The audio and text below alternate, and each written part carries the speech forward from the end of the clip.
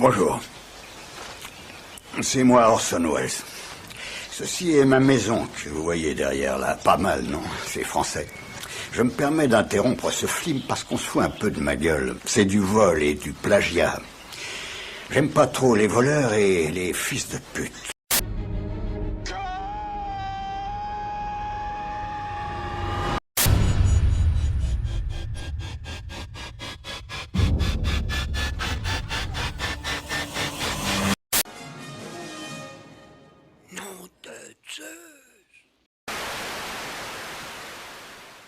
Bonjour à toutes et à tous et bienvenue pour cette micro-polémique. Et oui, je vous avais promis dans la vidéo de Assassin's Creed Unity que je ferai une polémique sur les mondes ouverts, mais après réflexion, je me suis dit que ça méritait pas non plus d'avoir les grosses polémiques que je peux faire pour des sujets, des séries vraiment spécifiques.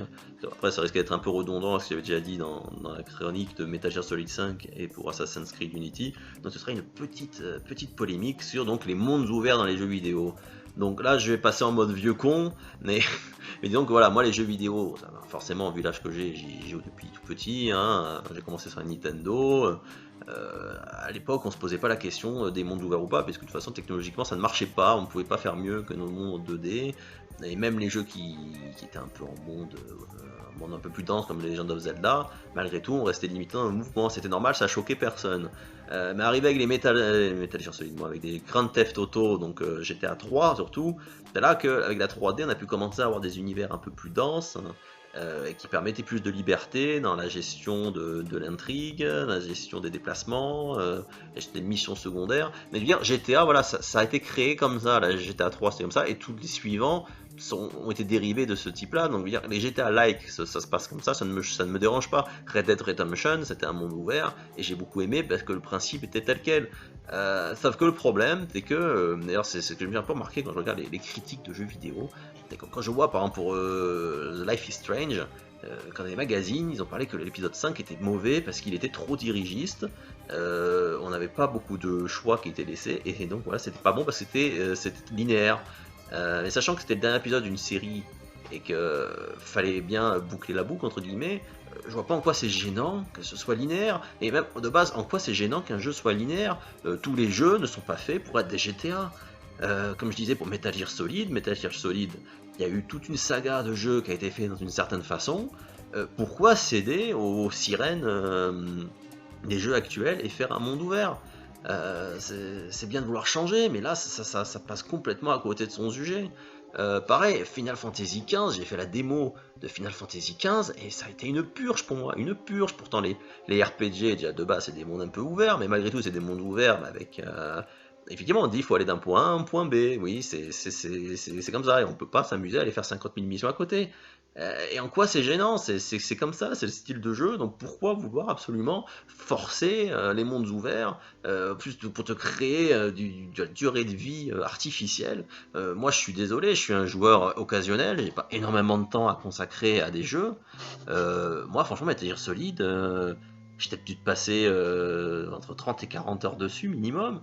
J'en aurais passé 20, ça m'aurait pas dérangé. D'avoir passé 20 heures de plus juste pour faire des déplacements, pour faire un pseudo monde ouvert, dire bah tiens, au lieu de faire les missions 1, 2, 3, je vais faire la mission 1, 4, 3, franchement, ça m'a plus fait chier qu'autre chose.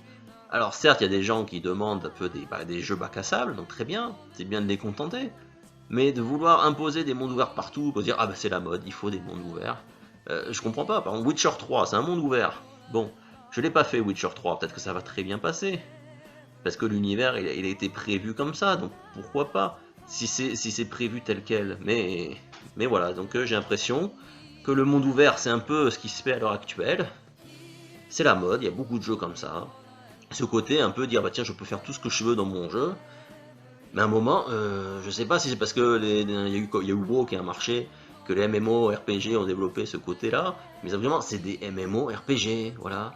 Un MMORPG c'est un style de jeu, un GTA-like c'est un style de jeu, une simulation de foot ça va être un autre style de jeu, donc ouais, ils vont nous faire des mondes ouverts dans les trucs de foot aussi.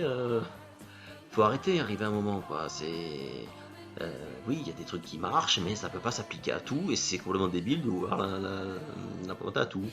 Donc voilà, c'était on va dire mon petit coup de gueule de vieux con, on va dire. C'est pour ça que c'était une micro polémique.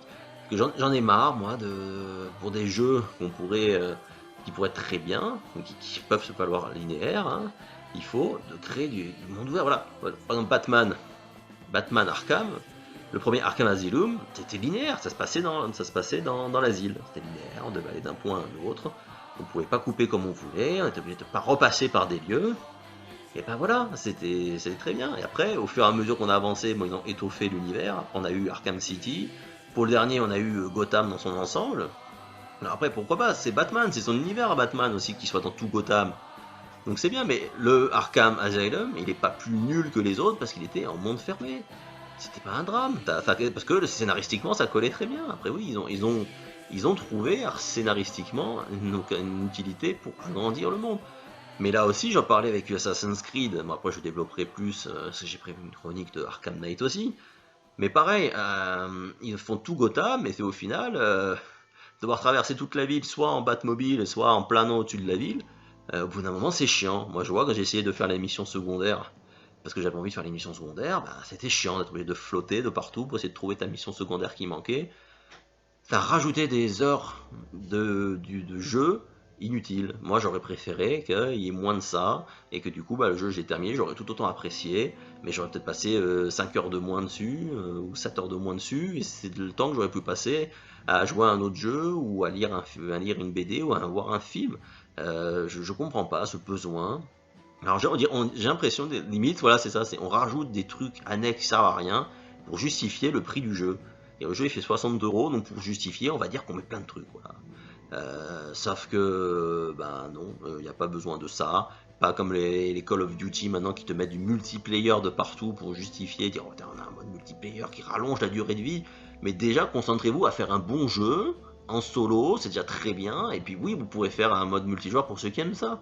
Mais moi, le multijoueur, par exemple, ça ne m'intéresse pas non plus. Donc évidemment, Call of Duty, pour ça que je n'achète pas, parce qu'au final, hormis les Modern Warfare ou Advanced Warfare, qui ont des histoires qui sont sympathiques, les Black Ops, j'ai pas des réelles histoires qui te raconter. Donc oui, je vais pas aller acheter ces jeux pour un mode multijoueur, même s'il est super, parce que je ne joue pas au multijoueur. Donc si le mode solo ne m'intéresse pas, je vais pas aller l'acheter. Et on peut proposer 50 milliards de contenus annexes, ça sert à rien.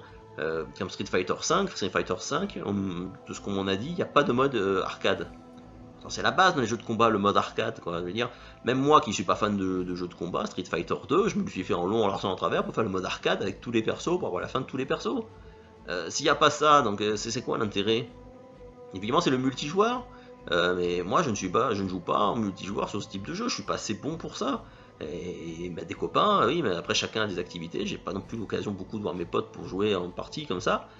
Donc en gros, oui, le jeu, je ne vais pas l'acheter à 60 €, c'est sûr. Je vais peut-être attendre qu'il soit à 20 € pour me l'acheter, pour peut-être y jouer un peu avec ma femme le soir quand on sera motivé. C'est quand même con, avec les consoles qu'on a à l'heure actuelle. On a des bons moyens graphiques, on peut très bien faire des choses. On n'a pas besoin de révolutionner ce qui se faisait avant. Hein. Les jeux avant qu'ils étaient tout moches, ils se vendaient tout aussi bien. Sauf qu'effectivement, ils creusaient plus, ils essayaient de faire que la durée de vie, ça va sans besoin de cacahuètes. Il n'y avait pas besoin de mettre de la poudre aux yeux de partout et de rajouter. Tu peux aller jouer au poker avec tes potes au bar, quoi. C'est-à-dire, pour ceux que ça amuse, c'est bien de le mettre, mais il ne faut pas non plus que ça devienne l'argument vendeur. Dire ouais, vous avez un monde ouvert pour faire tout, c'est super. Là, pour aller d'un point A à un point B, vous avez 50 itinéraires possibles. Je dis bah oui, super, j'ai 50 itinéraires possibles, mais bon, j'ai pas besoin d'avoir 50, hein, j'en ai un, ça me suffit très bien. Donc voilà, écoutez, c'était le moment vieux con. Les mondes ouverts, moi, ça ne me plaît pas, voilà. C'est dit, je préfère largement, limite, voilà, les jeux à la Telltale.